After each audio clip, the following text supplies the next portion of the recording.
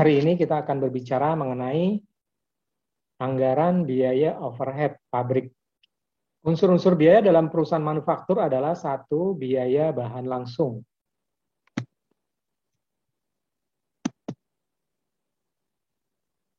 Yang kedua, biaya tenaga kerja langsung. Bahan langsung biasa disebut sebagai direct material cost. Biaya tenaga kerja langsung direct labor cost. Dan yang terakhir adalah biaya overhead pabrik atau factory overhead cost. Jadi poin 1 dan 2 sudah kita bahas. Yang satu itu termasuk salah satu bahan langsung yaitu raw material. Kemudian yang kedua adalah tenaga kerja yang minggu lalu sudah kita bahas. Sekarang kita bahas nomor 3 yaitu biaya overhead pabrik.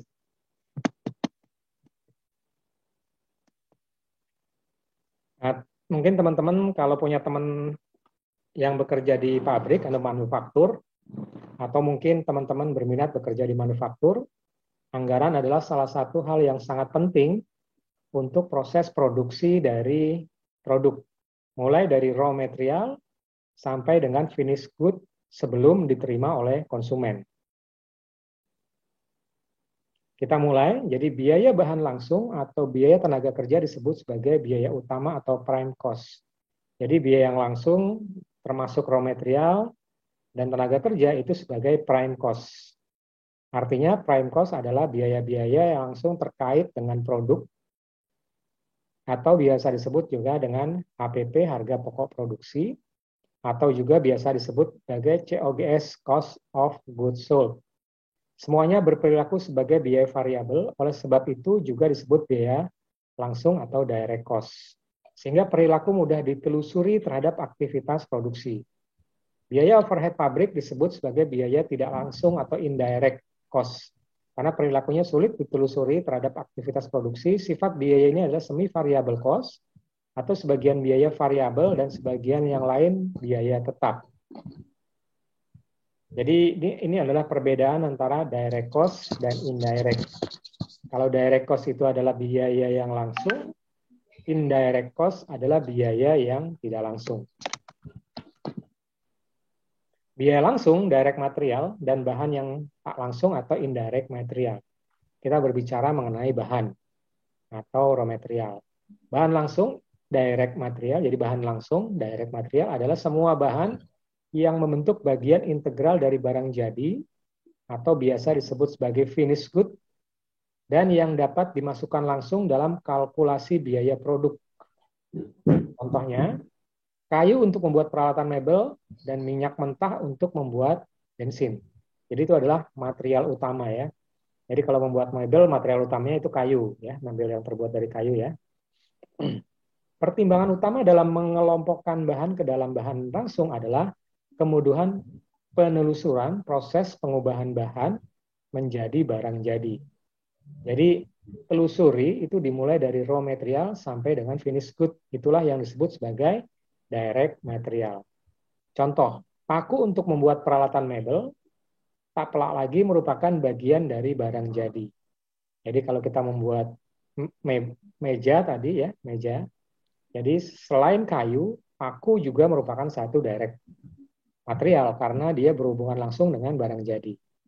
Namun agar perhitungan mebel atau furniture bisa dilakukan secara cepat, bahan ini dapat diklasifikasikan sebagai bahan yang tidak langsung. Ya, jadi walaupun paku itu adalah barang langsung, raw material yang melekat pada finished good, tetapi bisa juga dia masuk ke dalam barang tidak langsung karena memang sifatnya itu variabel. Bahan tidak langsung, indirect material, adalah bahan-bahan yang dibutuhkan guna menyelesaikan suatu produk, tetapi pemakaiannya sedemikian kecil dan sedemikian rumit sehingga tidak dapat dianggap sebagai bahan langsung. Jadi ada beberapa produk yang memang dia melekat ke produk jadi, tetapi tidak masuk ke dalam bahan direct. Karena apa? Pemakaiannya kecil, kuantitinya. Jadi kalau kita beli produk, ya produk di kemasannya kan suka ada komposisi barang apa saja yang dibuat. Ada beberapa material yang tidak masuk, itu mungkin karena material yang kecil-kecil. Hanya material pokok saja yang dicantumkan. Bahan-bahan seperti minyak pelumas, minyak gemuk, lap pembersih, dan sikat termasuk dalam perbekalan pabrik factory supplies. yang merupakan bahan tidak langsung dalam perbekalan pabrik, factory supplies, dan merupakan bahan tidak langsung yang diperlukan untuk menjaga agar lokasi kerja mesin-mesin tetap bekerja dalam kondisi siap pakai dan aman. Jadi di pabrik itu ada mesin produksi. Nah, mesin produksi ini harus dirawat. Misalnya gearnya harus dikasih pelumas, kemudian rantainya atau mesin-mesin yang lain harus pakai gemuk, kemudian juga harus dibersihkan dengan alat pembersih, dan mungkin ada beberapa bagian yang harus disikat agar lebih berjalan. Nah, itu tidak masuk dalam indirect cost walaupun itu berpengaruh terhadap proses produksi, tetapi tidak berpengaruh secara langsung untuk membuat barang jadi. Tenaga kerja langsung, direct labor, dan tenaga kerja tidak langsung.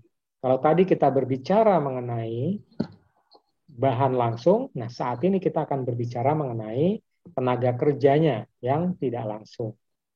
Jadi tenaga kerja langsung atau direct labor adalah tenaga kerja yang dikerahkan untuk mengubah bahan langsung menjadi bahan jadi. Jadi kita berbicara mengenai tenaga kerja. Biaya untuk ini meliputi gaji para pegawai dan dapat dibebankan kepada produk tertentu. Jadi misalnya membuat produk tertentu itu dikerjakan oleh tenaga kerja, maka gaji tenaga kerja tersebut langsung dibebankan kepada HPP dari produk tersebut, harga pokok produksinya. Tenaga kerja tidak langsung atau indirect labor adalah sebagai tenaga kerja yang dikerahkan dan tidak secara langsung mempengaruhi pembuatan atau pembentukan barang jadi. Meliputi penyelia, clerk, dan pekerja lain yang bertugas dalam kerja pemeliharaan yang tidak secara langsung berkaitan dengan produksi. Oke, itu adalah tenaga kerja tidak langsung. Oke, kita kembali lagi mengenai tenaga kerja tidak langsung. Jadi contoh tadi misalnya membuat biskuit begitu, misalnya dibuat biskuit, ada tenaga kerja pengepakan, ada tenaga kerja yang langsung memproduksi, mengolah bahan, itu adalah tenaga kerja langsung. Sedangkan yang tidak langsung siapa? Supervisornya yang mengawasi. Kemudian gudangnya yang menyediakan bahan baku. Kemudian ada administrasinya yang mencatat pencatatan. Itu adalah biaya tidak langsung, beban gaji dari karyawan-karyawan tersebut ke dalam kelompok indirect cost. Nah, tarif biaya overhead pabrik. Dalam kalkulasi biaya normal atau normal costing, biaya overhead pabrik dialokasikan ke proses produksi berdasarkan tarif yang ditentukan terlebih dahulu dikaitkan dengan kapasitas produksi yang nyata atau actual capacity. Kapasitas pabrik didasarkan pada 5 unsur. Jadi untuk mengukur kapasitas pabrik, ada 5 faktor yang menentukan. Yang pertama adalah biaya bahan langsung, yang tadi material, biaya raw material, kemudian biaya tenaga kerja langsung berhubungan dengan proses produk, jam tenaga kerja langsung, jadi berapa lama proses produksi untuk membuat bahan tersebut, kemudian jam mesin operasional, kemudian unit output yang dihasilkan, misalnya mesin ini menghasilkan, kalau misalnya produksi minyak tadi, berapa ton per jam, itu kalau minyak. Kalau misalnya biskuit tadi, berapa pieces per jam.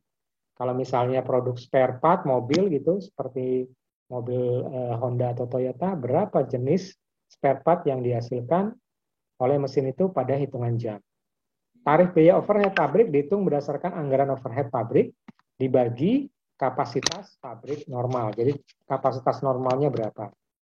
Nah, di sini ada contoh perhitungan. Jadi biaya bahan baku langsung normal adalah 3.000, biaya tenaga kerja langsung normal adalah 2.000, biaya overhead pabrik adalah 1.000, total biayanya ini 6.000. Jadi biaya itu ditentukan.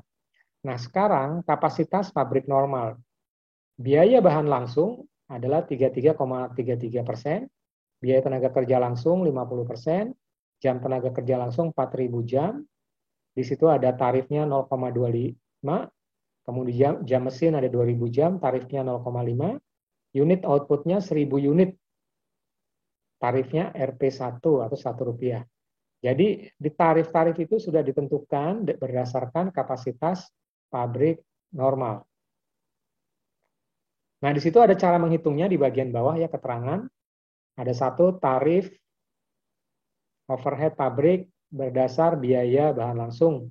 Jadi 1.000 per 3.000 sama dengan 33,3%. Jadi 3.000 adalah biaya bahan baku secara normal. Jadi semuanya dibagi normal, kondisi dibagi normal, biaya pabrik berdasarkan biaya tenaga kerja langsung dibagi dengan biaya normalnya 50%, tarif overhead berdasarkan tenaga kerja langsung dibagi jam kerja normal 0,25%, tarif biaya pabrik jam mesin dibagikan total jam mesin normal 0,5/10, dan seterusnya tarif overhead pabrik berdasarkan unit output diproduksi 1.000 per 1.000 unit. Jadi RP1. Itu adalah cara menghitung kapasitas pabrik normal terhadap kebutuhan dari bahan baku, tenaga kerja, dan biaya overhead untuk menentukan berapa besarnya biaya-biaya yang akan dialokasikan dalam anggaran. Manajemen akan memilih 1 dari 5 tarif di atas untuk mengalokasikan atau membayarkan biaya overhead pabrik kepada proses produksi. Jadi tadi ada 5 ya, ada 5 tarif. Di situ ada tarif biaya bahan langsung, biaya tenaga kerja langsung, ada jam kerja, jam mesin, dan unit output. Itu adalah tarif-tarif yang sudah ditentukan sebelumnya berdasarkan kapasitas normal.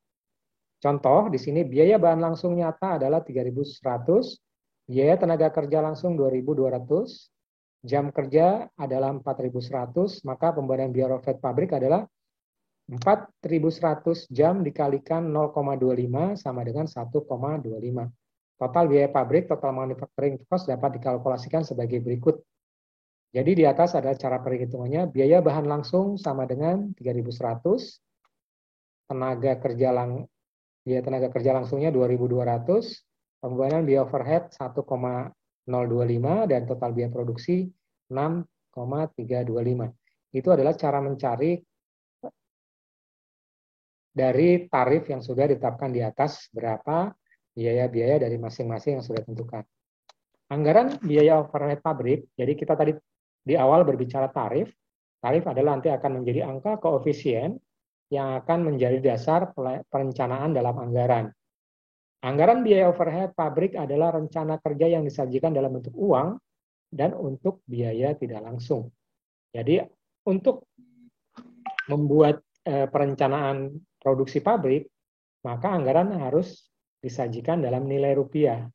Karena itu akan menentukan nanti di bagian marketing dan sales untuk menentukan berapa harga jual.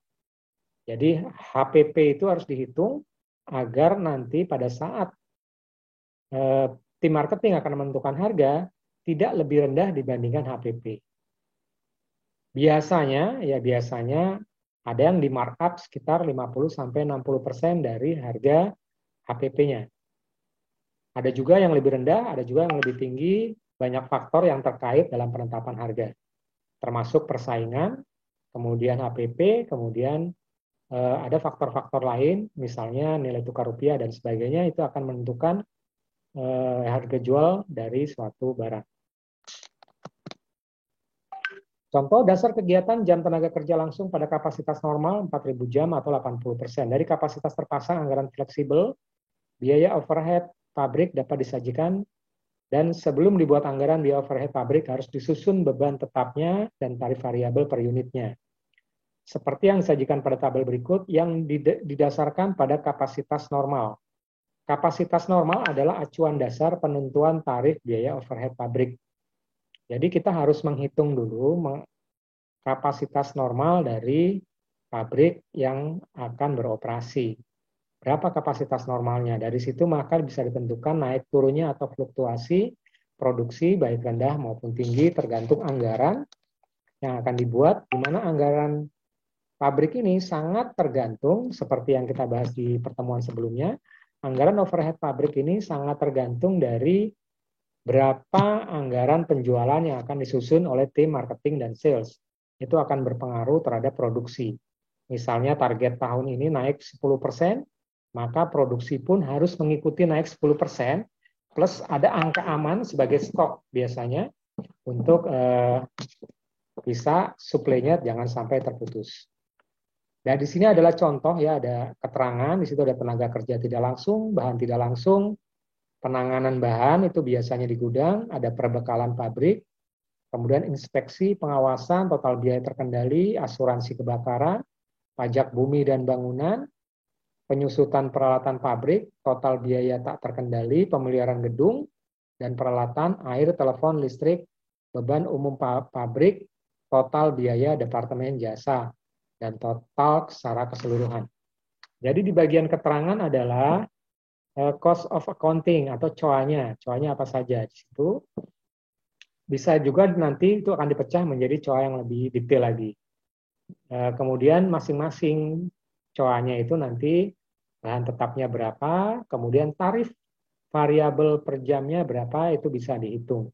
Nah, di sini ada contoh saja, misalnya tenaga kerja tak langsung beban tetapnya 5.000, tarif variabel per jamnya Rp1. Itu nanti penghitungannya dari rumus yang di atas tadi ya, ini penjelasan. Nah, ini sama juga mengenai anggaran fleksibel. Kalau yang tadi adalah biaya overhead pabrik dalam kapasitas normal. Kalau yang di bawah tabel ini adalah anggaran fleksibel biaya. Jadi biaya itu harus bersifat fleksibel, biaya overhead-nya harus bersifat fleksibel. Karena apa? Tidak ada yang pasti. Karena persaingan, karena perkembangan teknologi, karena perubahan perilaku konsumen, sehingga naik turunnya demand dari konsumen itu akan sangat fluktuatif terhadap proses produksi. Sehingga itu akan berpengaruh terhadap biaya yang sudah direncanakan. Di sini ada beberapa keterangan dari biaya, yaitu tenaga kerja tidak langsung, yaitu tenaga kerja yang tidak terlibat secara langsung, bahan tidak langsung, kemudian ada penanganan bahan sama juga, kemudian ada inspeksi, ada pengawasan yang dilakukan oleh supervisor, itu adalah biaya, ada biayanya itu adalah gaji dari supervisor itu sendiri untuk melakukan tugas pengawasan yang akan dibebankan kepada produk, tapi di luar HPP atau COGS, dia di luar COGS. Kemudian ada pengawasan, kemudian ada asuransi, jadi misalnya gedung itu harus diasuransikan, sehingga jika ada bencana kebakaran ya bisa dihitung nilai kerugiannya berapa, nah itu akan menjadi cost. Sehingga pada saat terjadi kebakaran tidak terjadi kerugian yang maksimal, artinya masih bisa dikendalikan karena ada pengalihan risiko ke asuransi, sehingga total kerugiannya bisa diprediksi.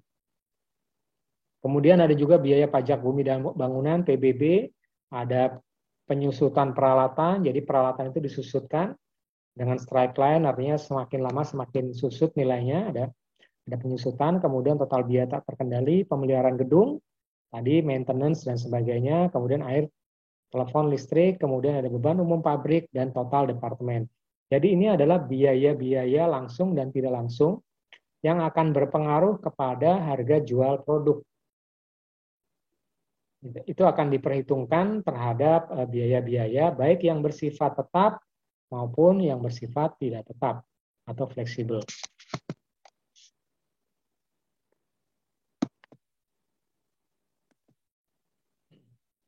Oke, di sini adalah contoh juga mengenai asumsi-asumsi dari kapasitas produksi pabrik. Jadi kalau di pabrik itu harus ada skenario dalam kondisi kapasitas normal, artinya sesuai dengan rencana. Yang kedua, skenario dalam kapasitas di atas normal, artinya permintaan itu ternyata melebihi batas rencana yang sudah ditentukan. Demand-nya tiba-tiba meningkat, permintaan tiba-tiba meningkat. Atau sebaliknya, demand-nya tiba-tiba turun karena banyak pesaing yang muncul sehingga turun. Nah, di situ ada proses evaluasi terhadap anggaran yang sudah dibuat terhadap fluktuasi dari permintaan konsumen yang akan berpengaruh secara langsung terhadap proses produksi. Di sini dicontohkan ada 3 skenario ya. Skenario yang pertama dalam kapasitas 80%. Artinya dia 80% dari kapasitas normal ya, normalnya 100%. Ini hanya 80% saja kapasitasnya. Di sini contohkan ada biaya tetap, biaya variabel, kemudian total tarif per jam dan 50.000 per 4.000 sama dengan 12,5.